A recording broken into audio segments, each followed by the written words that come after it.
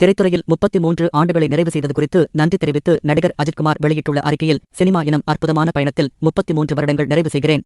ஆனால் இதனை கொண்டாடுவதற்காக எழுதவில்லை. எனக்கு எண்களின் மீது நம்பிக்கை இல்லை. சினிமாவில் ஒவ்வொரு வருடமும் எனக்கு முக்கியமானதான்.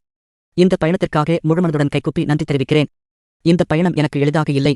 இந்த துறைக்கு எந்த பின்புலமோ அல்லது யாருடைய சிபாரிசோ இல்லாமல் தான் நுழைந்தேன்.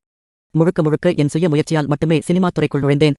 காயங்கள், மீண்டு வருதல், தோல்வி மற்றும் அமைதி என வாழ்க்கை என்னை பல வழிகளில் சோதித்தது. ஆனால் நான் தளர்ந்து போகவில்லை.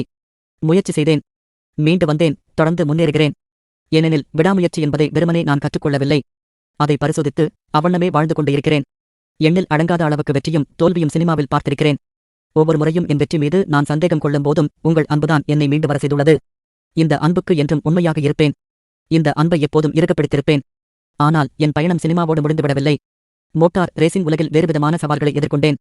அந்த டிராக் நீங்கள் யார் என்பதை பொருட்படுத்தாது, மன்னிக்காது. அதற்கு தேவை ரெஸ்பெக்ட், போக்கஸ்வில். அந்த டிராக்கில் பலமுறை ரத்தம் வரும் அளவுக்கு விபத்து ஏற்பட்டது. என்னை பலமுறை தூக்கி எறிந்திருக்கிறது. இருந்தாலும் தொடர்ந்து பயணிக்கிறேன்.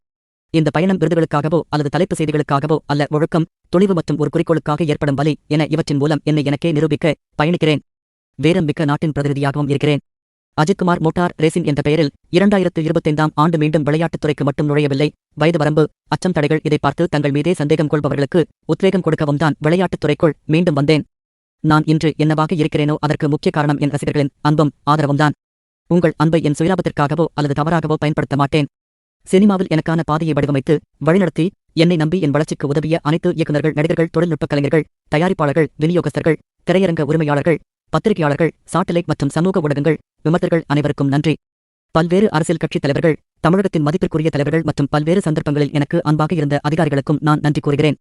எனக்கு மதிப்புமிக்க பத்மபூஷன் விருது வழங்கி எனது சமூக மரியாதை மற்றும் பொறுப்பை மேலும் பலப்படுத்தியதற்காக இந்திய ஜனாதிபதி மேடம் திரௌபதி முர்மு, மாண்புமிகு பிரதமர் நரேந்திர மோடி மற்றும் இந்திய அரசுக்கு நன்றி கூறுகிறேன். என் வாழ்வின் பலம் மனைவி ஷாலினிதான். எல்லா தருணங்களிலும் அவர் என்னுடன் நின்றிருக்கிறார். என் குழந்தைகள் அனுஷ்கா மற்றும் ஆத்விக் இருவரும் என் வாழ்விற்கு அர்த்தம் கொடுத்தவர்கள். சமூகத்தின் மீது அக்கறை கொள்ளும் மனப்பான்மையுடன் என்னை வளர்த்த மறைந்த என் தந்தை பி.எஸ். மணி மற்றும் என் அம்மா மோகினி மணி, என் சகோதரர் மற்றும் என் குடும்பத்தினர் அனைவரின் ஆதரவிற்கும் அன்பிற்கும் நன்றி. நான் பல சமயங்களில் அதிகம் வெளியே வராமலும் பேசாமலும் இருக்கலாம். ஆனால் சினிமா மட்டுமல்ல, மோட்டார் பந்தயத்திலும் முழு கவனம் செலுத்தி உங்களை மகிழ்விக்க தவறியது இல்லை. என் நிறைக்குறைகள் அனைத்தையும் இந்த 33 வருடங்கள் ஏற்றுக்கொண்டு என் மீது அன்பு வைத்துக் கொண்டாடியதற்கு நன்றி.